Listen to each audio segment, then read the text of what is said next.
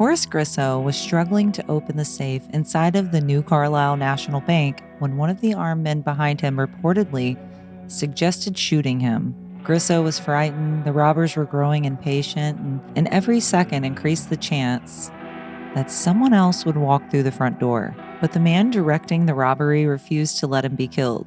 His name was John Dillinger. Less than 6 weeks earlier, Dillinger had been released from prison, and this was the first bank robbery of the career that would soon make him one of the most hunted men in America. How did a recently paroled convict walk into a small Ohio bank and successfully begin the crime spree that created the Dillinger legend? John Dillinger had been out of prison for only a few weeks when he arrived in New Carlisle, Ohio, in June of 1933. He was 29 years old and had spent more than 8 years behind bars after taking part in a failed robbery in Indiana. During those years, Dillinger had lived among experienced bank robbers who talked openly about their methods, their mistakes, and the kind of planning required to make a robbery work. By the time he was paroled on May 10th, he had received an education in crime from men who had been doing it for years. But Dillinger himself had never successfully robbed a bank. Outside prison, he began associating with other criminals,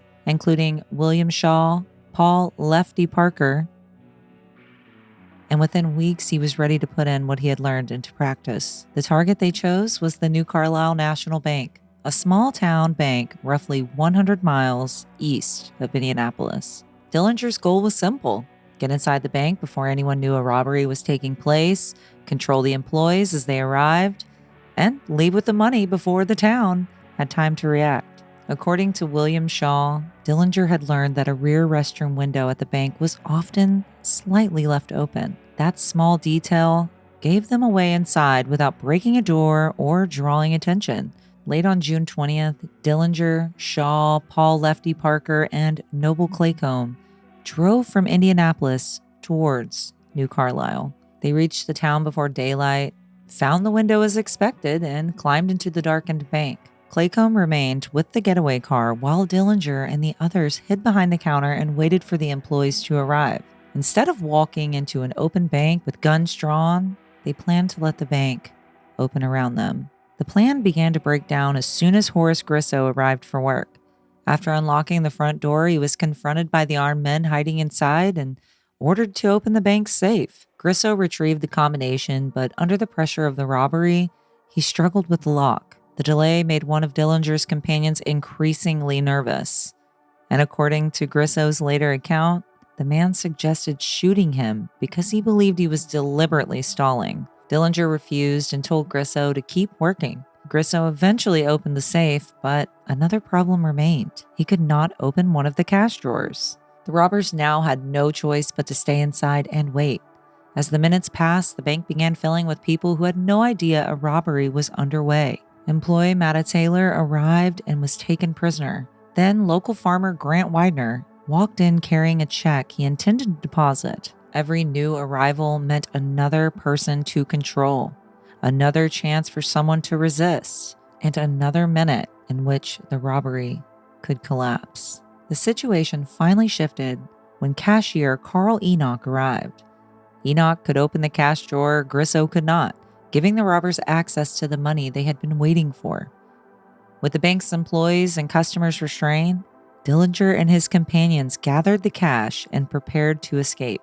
They avoided the front entrance and instead climbed back through the same rear window that they had used to enter, then ran across the property behind the bank towards their waiting automobile. While movement caught the attention of nearby resident Martha Weeks, who noticed unfamiliar men crossing her yard, she alerted another neighbor, and the two women approached the bank to investigate. By the time that they had discovered the people tied up inside, Dillinger and his companions were already leaving New Carlisle. According to the local account, the robbers scattered nails along the roads behind them in an effort to disable any vehicle that tried to follow. The robbery had worked.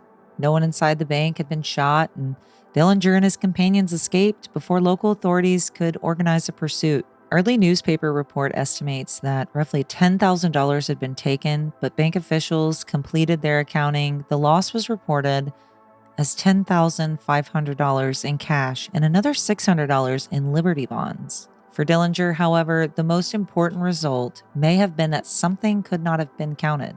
Only weeks after leaving prison, he had successfully carried out his first bank robbery and using the kind of planning that he had learned from experienced criminals behind bars. He had entered the bank before opening, controlled the employees as they arrived, taken money and escaped without being captured.